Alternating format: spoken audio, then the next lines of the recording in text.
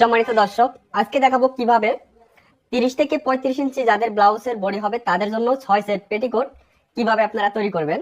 আজকে সহজ পদ্ধতিতে আপনাদের দেখানোর চেষ্টা করব। তবে 30 থেকে 35 ইঞ্চি যাদের পুরাতন ব্লাউজ সেই মাপে আজকের এই ভিডিওটা হবে। তো সর্বপ্রথমে আপনারা যদি যারা অতিরিক্ত লম্বা তাদের জন্য কাপড় নেবেন 2 গজ 4 গ্রা পরিমাণ, আর খাটোদের জন্য আপনারা একটু কাপড় নেবেন 2 গজ 2 গ্রা পরিমাণ। 2 গজ দিয়ে কিন্তু কখনো পেটিকোট তৈরি করা যাবে না, অতিরিক্ত শর্ট হয়ে যাবে। তো এখানে 2 গজ 4 গ্রা কাপড় নিচে নেওয়ার পরে সর্বপ্রথম কাপড়টা বাজার থেকে যখন কিনবেন তখন কিন্তু এরকম থাকবে। এখানে কিন্তু আমাদের এখন 2 পাট কাপড়টা এভাবে ভাঁজ করা আছে। সর্বপ্রথম আমরা একটা বেল কাটিং করব। যাদের ব্লাউজের বডি 30 থেকে 35 হবে তাদের জন্য এখানে যতটুকু বহরে ঘের থাকবে এতটুকুই আপনারা কোমরের লোসটা দেবেন, এর থেকে বেশি দেওয়ার কোনো প্রয়োজন নেই। যদি কারো বডি 35-এর উপরে হয়ে যায় সেই ক্ষেত্রে আপনারা বেলে জয়েন দিয়ে ঘেরটা বাড়িয়ে নেবেন, বেলের ঘেরটা, ঠিক আছে। এখন দেখুন এখানে আমাদের হবে কতটুকু, 16.5 ইঞ্চি। 16.5-কে ডাবল করলে 33 ইঞ্চি এই পেটিকোটের মোট কোমরের বেলটা হবে। 33 ইঞ্চি কোমরের অংশটা ঘের হবে মোট।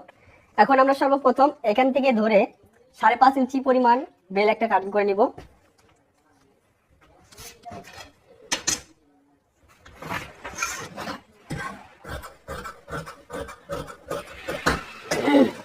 দেখুন এরকম একটি বেল কাটিং করে নেবেন। নেওয়ার পরে এই কাপড়টাকে কিন্তু আমাদের এভাবে ডাবল করে রাখতে হবে। আমরা যখন এই বেলটা সেলাই করব তখন কিন্তু এরকম ডাবল থাকবে। এটাই আমাদের হচ্ছে পেটিকোটের মোট কোমরের বেলটা, যেটাই, ঠিক আছে। এবার আমাদের প্রয়োজন হবে কি, পেটিকোটের একটা ফিতা তৈরি করতে হবে। তো সেই ফিতার কাপড় আমরা এটার সাইড থেকে বের করব। তো দেখুন প্রথমে এখন আমাদের 2 পার্টে ভাঁজ করতে হবে। এইভাবে 2 পার্টে ভাঁজ করবেন।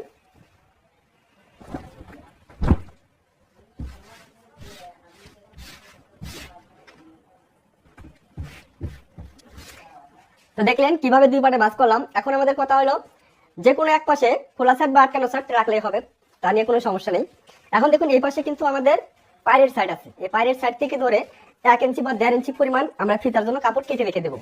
এখন দেখুন আমি এখান থেকে ধরে 1 ইঞ্চি 2 পয়েন্ট পরিমাণ ফিতার জন্য আমি কাপড় কেটে রেখে দেবো।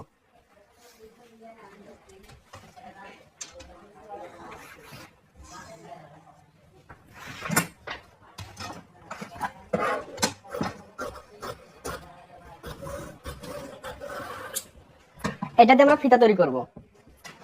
এরপর এই কাপড়টাকে এখন আমরা 4 পার্টে ভাঁজ করব।